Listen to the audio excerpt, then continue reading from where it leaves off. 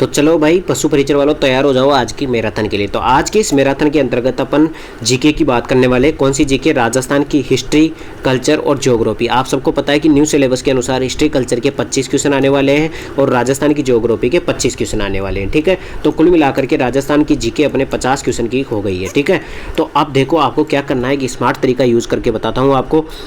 मैंने जितने भी 2024 के पेपर किए हैं उन सबको एनालिसिस किया। आरएसएसबी बोर्ड के द्वारा जितने भी 2024 में पेपर करवाए हैं, चाहे वो सीईटी ग्रेजुएशन के पेपर हो, चाहे उसके 10+2 के पेपर हो, सभी के सभी पेपरों की एक खासियत बात थी कि इनके अंतर्गत जो राजस्थान की जीके थी वो सारी की सारी प्रीवियस ईयर की थी। ठीक है, सारे के सारे प्रीवियस ईयर के क्वेश्चन थे। तो इस वीडियो के अंतर्गत अपन जितने भी क्वेश्चन करने वाले वो सारे के सारे 10 से 12 एग्जाम के अंतर्गत आरएसएसबी बोर्ड के द्वारा बार बार पूछा गया है। ठीक है, तो कुल मिलाकर के जो बोर्ड पशु परिचर के एग्जाम करा रहा है उसके फेवरेट क्वेश्चनों को अपन इस वीडियो के अंतर्गत चर्चा करने वाले हैं। आपके जो पशु परिचर एग्जाम है उसके लिए ये क्लास है बहुत ज़्यादा इंपॉर्टेंट होने वाली है। ठीक है, इस राजस्थान जीके के 50 क्वेश्चन अपनी मैराथन क्लासेस से बाहर नहीं जाएगा। अभी तक आपने चैनल को सब्सक्राइब नहीं किया तो चैनल को सब्सक्राइब कर दीजिए। और अब बिना किसी देरी के वीडियो स्टार्ट करते हैं। तो आज का हमारा जो पहला क्वेश्चन है, मत्स्य जनपद का सर्वप्रथम उल्लेख किस में मिलता है? बताओ भाई साहब, मत्स्य जो जनपद है उसका उल्लेख सर्वप्रथम कौन से वेद में मिलता है?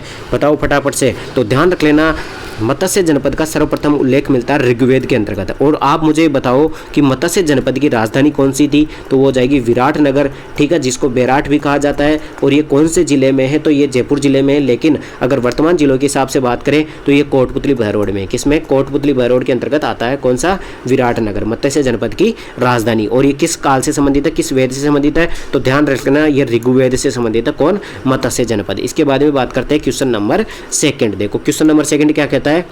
ये पॉलिटी का क्वेश्चन है, राज्यपाल का। ठीक है, पॉलिटी अपने आएगी नहीं। इसके बाद में क्वेश्चन नंबर 3। क्वेश्चन नंबर 3 है, निम्नलिखित में से कौन सी बावड़ी और स्थान सुमेलित है? एक तरफ तो बावड़ियों के नाम दे रखे हैं, एक तरफ उनके स्थान दे रखे हैं। तो बताओ भाई साहब कौन सा सुमेलित है, अपने को बताना। देखो चांद बावड़ी आबानेरी दौसा में, बिल्कुल सही बात है, केवल एक ही सही है इसमें से। चांद बावड़ी कहाँ पर है? आबानेरी दौसा में है। एग्जाम अभी स्टेनोग्राफर का जो पेपर हुआ था 2024 में उसमें भी पूछा हुआ था, चांद बावड़ी कहाँ पर है? आबानेरी दौसा में। इसके बाद में आगे बढ़ते हैं क्वेश्चन नंबर 4। क्वेश्चन नंबर 4 है, निम्नलिखित में से कौन सा खनिज और खान सुमेलित नहीं है? ठीक है, कौन सा खनिज और खान सुमेलित नहीं है? यानी कि सीसा जस्ता जो खनिज है उसकी खान बता रखा है राजपुर दरीबा, मैग्नीज की खान बता रखा है ये, लोहेस की बता रखा है ये, और तांबा की बता रखा है लीलवाणी। बताओ भाई साहब कौन सा कथन गलत है, कौन सा खनिज की खान सही नहीं है? ठीक है, तो देखो सीसा जस्ता की राजपुरा दरीबा बिल्कुल सही बात है। सीसा जस्ता की जो खान है वो राजपुरा दरीबा है। मैग्नीज की खान काला खूंटा है। ठीक है, लोहेस की खान डाबला है। और तांबा की खान लीलवाणी नहीं है। ध्यान रखना, लीलवाणी नहीं है, लोहेस की खान है कौन सी? लीलवाणी। लीलवाणी तांबा की खान नहीं है। ठीक है, इसके बाद में आगे बढ़ते हैं क्वेश्चन नंबर 5। क्वेश्चन नंबर 5 कहता है, वाकल, मेसवा और हतमती सहायक नदियाँ हैं। बताओ भाई साहब ये किसकी सहायक नदियाँ? वाकल, मेसवा, हतमती। वाकल, मेसवा, हतमती किसकी सहायक नदियाँ हैं? तो ध्यान रख लेना, ये साबरमती नदी की सहायक नदियाँ। कौन सी नदी की? अच्छा क्वेश्चन है, इंपॉर्टेंट क्वेश्चन है। आप तो ऐसे याद रख लो कि वाकल नदी किसकी सहायक नदी है? तो साबरमती नदी की है। कौन सी नदी की है? साबरमती नदी की। अब आप मुझे बताओगे कि साबरमती नदी का उद्गम राजस्थान में कौन से जिले से होता है, या आप मुझे कमेंट करके बताओगे। ठीक है, चंबल नदी का उद्गम तो कहाँ से होता है? मध्य प्रदेश से होता है। बनास नदी का उद्गम होता है खमनौर की पहाड़ियाँ राजसमंद से। माही नदी का उद्गम होता है मध्य प्रदेश से। लेकिन साबरमती नदी का उद्गम कहाँ से होता है, या आप मुझे कमेंट करके बताओगे। इसके बाद में क्वेश्चन नंबर 6, निम्नलिखित में से कौन सा संरक्षित क्षेत्र और जिला सम्मिलित नहीं है? बताओ भाई साहब कौन सा संरक्षित क्षेत्र जिला सम्मिलित नहीं है? देखो फुलवारी की नाल दे रखा है राजसमंद में। भाई साहब यहीं पे आपके दिमाग खटक जाना चाहिए कि फुलवारी की नाल राजसमंद में नहीं है, उदयपुर में। कहाँ पर है? उदयपुर में। फुलवारी की नाल कहाँ पर है? उदयपुर में। ठीक है, तो कुल मिलाकर के ये गलत हो जाएगा। कौन सा? ऑप्शन ए गलत हो जाएगा। फुलवारी की नाल कहाँ पर है? उदयपुर में है। केसर बाग कहाँ पर हो जाएगा? धौलपुर में। बिल्कुल सही बात है। इसके बाद में अगले ऑप्शन भी देख लेते हैं, एक सेकंड।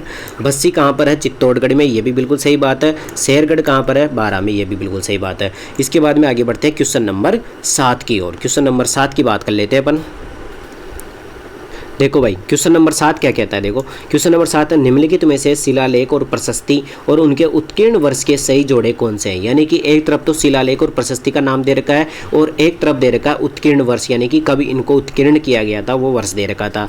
और इनमें से पूछ रहा है कि कौन सा सही जोड़ा कौन सा है, यानी कि कौन सा इसका सही आंसर है अपने को बताना। तो ध्यान रखना, इसमें आ जाएगा बिजोलिया शिलालेख है, इसका उत्कीर्ण हुआ था 1170 में। ठीक है, इसका सही आंसर हो जाएगा बिजोलिया शिलालेख का उत्कीर्ण कब हुआ था? 1170 में हुआ था। एक इस क्वेश्चन को याद कर लेना, क्योंकि ऐसे फैक्ट वाले सन वाले क्वेश्चन अपने को इतने याद नहीं रहते हैं, ठीक है।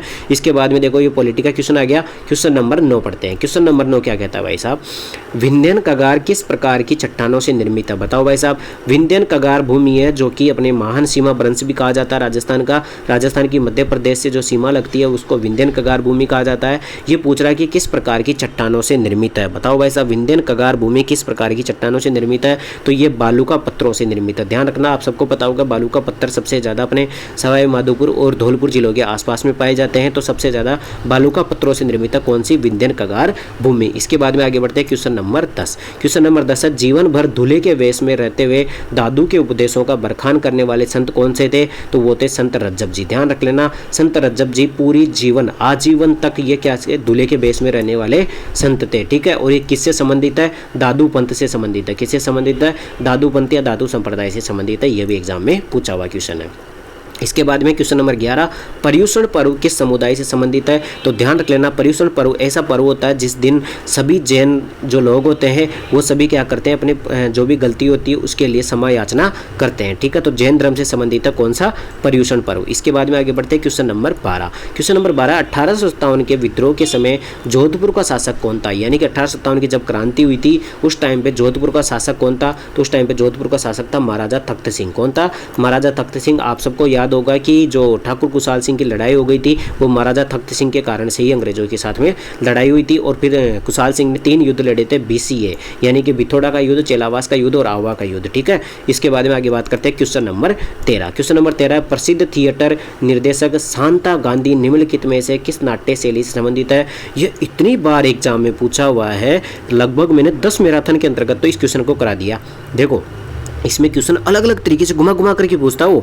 आपको तो एक याद रखना है कि शांता गांधी नाम की एक महिला थी, ठीक है, कुल मिलाकर के लेखक थी। उसने एक नाटक लिखा था, कौन सा वाला?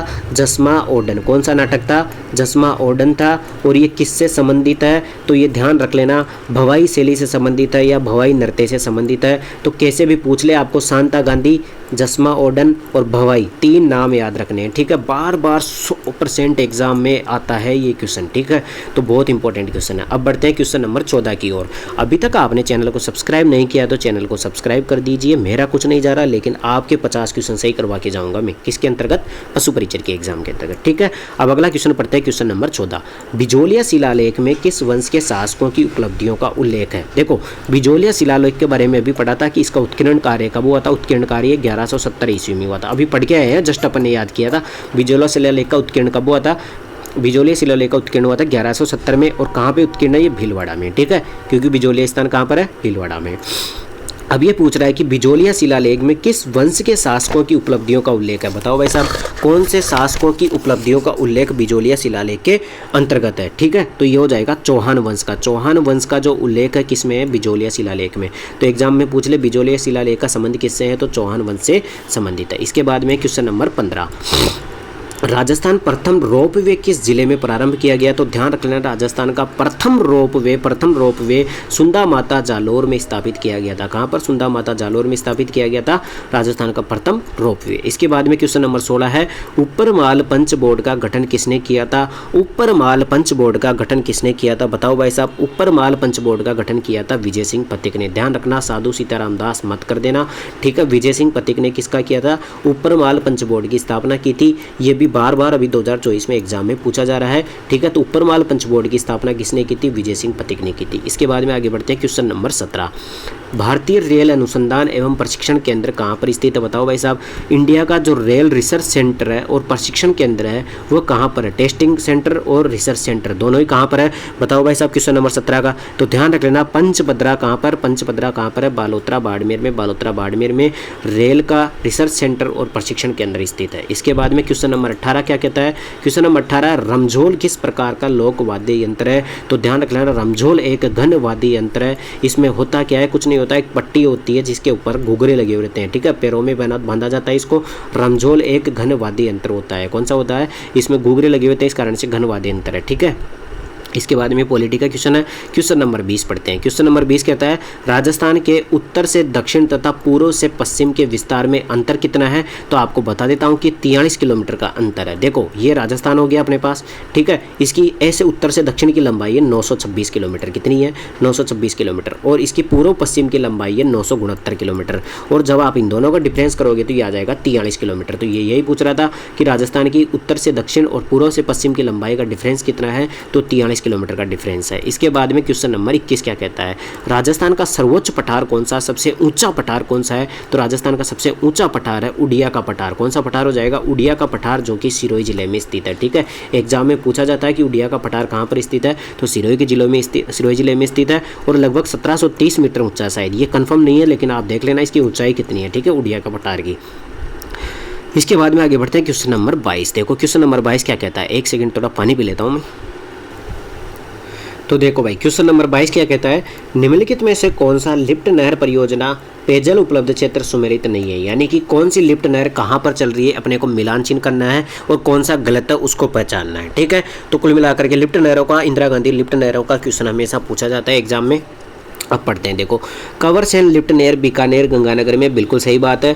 गंधेली जो साहवा है वहाँ पर चूरू में, सही बात है बिल्कुल। गजनेर और पन्नालाल बारूपाल जो लिफ्ट नहर है वो बीकानेर और नागौर में, बिल्कुल सही बात है। लेकिन राजीव गांधी जो लिफ्ट नहर है ये जैसलमेर में नहीं जाती है, जोधपुर में जाती है, ठीक है। तो कुल मिलाकर के गलत कथन कौन सा हो जाएगा कि राजीव गांधी लिफ्ट नहर जैसलमेर में नहीं जाती है, ठीक है। इसके बाद में आगे बढ़ते हैं क्वेश्चन नंबर 23। राष्ट्रीय राजमार्ग 44 राजस्थान के किस जिले से गुजरता है। देखो ये जैसे अपनी इंडिया का मैप हो गया, ठीक है, क्या बना दिया, ये जैसे इंडिया का मैप हो गया ऐसे मान लो आप। तो इसमें जो ध्यान रख लेना, जो उत्तर से दक्षिण का गलियारा है, ठीक है, ये है नेशनल हाईवे 44, ठीक है। और ये रहा अपना राजस्थान, ठीक है। तो राजस्थान के केवल एकमात्र जिले से गुजरता है ये नेशनल हाईवे 44। कौन से जिले से? धौलपुर जिले से। कौन से जिले से? धौलपुर जिले से। इंपॉर्टेंट क्वेश्चन है, ठीक है। तो ऑप्शन देख लेते हैं एक बार, धौलपुर होगा ऑप्शन में, ये रहा देखो, ठीक है। तो कुल मिलाकर के राजस्थान से NH 44 केवल एक ही जिले से गुजरता है, वह है धौलपुर जिला, ठीक है। इसके बाद में अगला क्वेश्चन है क्वेश्चन नंबर 24। बूंदी में 84 खंभों की छतरी का निर्माण किसने करवाया था। अभी स्टेनोग्राफर के पेपर 2024 का जो 5 अक्टूबर को स्टेनोग्राफर का पेपर था उसमें same to same ditto question आया था। देखो इसके 2-3 क्वेश्चन बनते हैं। 84 खंभों की छतरी कहाँ पर है, तो बूंदी में है। ये क्वेश्चन भी एग्जाम में बहुत ज़्यादा पूछा जाता है, 84 खंभों की छतरी कहाँ पर है, बूंदी में। और अभी स्टेनोग्राफर के पेपर में भी पूछा था और पहले भी पूछ चुका है कि 84 खंभों की छतरी किसने बनवाई थी। तो ध्यान रख लेना, राव अनिरुद्ध ने बनवाई थी। किसने बनवाई थी? राव अनिरुद्ध ने 84 खंभों की छतरी का निर्माण करवाया था। क्वेश्चन नंबर 25 कहता है घोसुंडी शिलालेख किस भाषा में लिपिबद्ध है। घोसुंडी शिलालेख कौन सी भाषा में लिखा गया है, आपको पूछा जा रहा है। घोसुंडी शिलालेख कौन सी भाषा में लिखा गया है, तो संस्कृत भाषा में लिखा गया। कौन सी में? संस्कृत भाषा में घोसुंडी शिलालेख लिखा हुआ है। इसके बाद में क्वेश्चन नंबर 26 क्या कहता है, क्वेश्चन नंबर 26 है ओळू राजस्थान लोक जीवन के किस अवसर से संबंधित है। बताओ भाई साहब, ओळू क्या है, ओळू क्या है, ओळू क्या है, ओळू क्या है, ठीक है। तो कुल मिलाकर के कुछ नहीं होता, पुत्री का जो विवाह होता है ना उस टाइम पे उसकी जो विदाई होती है ना, कुल मिलाकर के दुल्हन की जो विदाई होती है ना उस टाइम पे ओळू गीत गाया जाता है। कौन सा गाया जाता है? ओळू गीत गाया जाता है पुत्री की विदाई के समय, ठीक है, पुत्री की विदाई के समय। इसके बाद में question number 27 most important most wanted question, ठीक है। हुड्डा सम्मेलन किस वर्ष आयोजित हुआ था? 1734 में आयोजित हुआ था, लेकिन आपको डेट याद रखनी है 17 जुलाई 1734। 17 ही 17 है, देखो इसमें याद कराऊँ आपको, 17 दूनी 34, ठीक है। तो 17 जुलाई 1734 को हुड्डा सम्मेलन का आयोजन हुआ था। कहाँ पर आयोजन हुआ था? भीलवाड़ा में आयोजन हुआ था। इसकी अध्यक्षता किसने की थी? तो जगत सिंह स्पष्ट ने की थी। किसने? जगत सिंह स्पष्ट ने की थी। महाराणा जगत सिंह स्पष्ट ने की थी। मेवाड़ के शासक जगत सिंह स्पष्ट ने की थी। इसमें शामिल होने वाले जयपुर के कौन से थे? जयपुर के कौन थे? सवाई जयसिंह थे। कौन थे? सवाई जयसिंह थे। इसके बाद में आगे बढ़ते क्वेश्चन नंबर 28 सीताराम लालस का क्षेत्र रहा है। तो सीताराम लालस एक प्रसिद्ध व्यक्तित्व है, इनको ध्यान रख लेना, हमेशा याद रखना। सीताराम लालस का संबंध कहाँ से है? तो राजस्थानी भाषा और कोश से है। यानी कुल मिलाकर के राजस्थानी भाषा का जो शब्दकोश था, डिक्शनरी थी, वो किसने बनाई थी? सीताराम लालस ने बनाई थी, ठीक है। तो ये मोस्ट इंपॉर्टेंट क्वेश्चन है। इसके बाद में क्वेश्चन नंबर 29, क्वेश्चन नंबर 29 है चार चौमा का शिव मंदिर किस जिले में स्थित है? बताओ भाई साहब, बार बार इंपॉर्टेंट क्वेश्चन है, बार बार रिपीट होता है। चार चौमा शिव मंदिर कहाँ पर स्थित है? कोटा में स्थित है। कहाँ पर स्थित है? कोटा में स्थित है, बहुत बार रिपीट हो चुका है।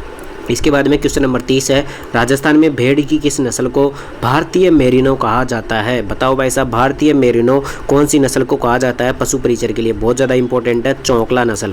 कौन सी नस्ल है? चौकला नस्ल। देखो एग्जाम में 2-3 तरीके से पूछा जाता है। चौकला किसकी नस्ल है? तो भेड़ की नस्ल है। किसकी नस्ल है? भेड़ की नस्ल है। इसको भारतीय मेरिनो भी कहा जाता है। ठीक है, तो ये एग्जाम में बार बार पूछा जाता है। इसके बाद में क्वेश्चन नंबर 31 क्या कहता है? क्वेश्चन नंबर 31 है, शोभा लाल गुप्ता द्वारा किस स्थान पर हरिजन एवं भीलों के विकास हेतु एक आश्रम की स्थापना की थी? कुल मिलाकर के शोभा लाल गुप्ता ने आश्रम की स्थापना कहाँ पर की थी? तो शोभा लाल गुप्ता ने आश्रम की स्थापना की थी सागवाड़ा में। कहाँ की थी? सागवाड़ा में। ठीक है, तो इस जो वीडियो के अंतर्गत अपन ने टोटल 31 MCQ क्वेश्चन किए हैं। एक एक क्वेश्चन मैंने एक्स्ट्रा में बताया है। ठीक है, तो कुल मिलाकर के अपने 50 से 60 MCQ क्वेश्चन इस वीडियो के अंतर्गत किए हैं। अभी तक आपने अगर वीडियो पसंद आया तो वीडियो को लाइक कर देना, चैनल को सब्सक्राइब कर देना। पिछले वीडियो नहीं देखे हैं, पिछले मैराथन नहीं देखे हैं तो चैनल पर जाओ, प्लेलिस्ट में जाकर के आपको जितने भी पशु परिचय की मैराथन है उन सबको देख डालो। आपके राजस्थान जीके के 50 क्वेश्चन इसमें से मिल जाएंगे। ठीक है, गारंटी दे रहा हूँ। ठीक है, आगे आने वाली वीडियो के लिए क्या करना है आपको? सबसे पहले तो चैनल पर एक सब्सक्राइब बटन होगा, सब्सक्राइब बटन को दबा दो, यानी चैनल को सब्सक्राइब कर लो। फिर उसके बगल में एक नोटिफिकेशन का बटन होगा, ठीक है, घंटी वाली। तो आप जैसे उस घंटी को दबा दोगे वैसे मेरा जैसे नया वीडियो आएगा तुरंत आपके पास नोटिफिकेशन पहुंच जाएगा। ठीक है, तो इस वीडियो के अंतर्गत इतना ही। बाकी वीडियो पसंद आए तो वीडियो को लाइक कर देना, चैनल को सब्सक्राइब कर देना। धन्यवाद।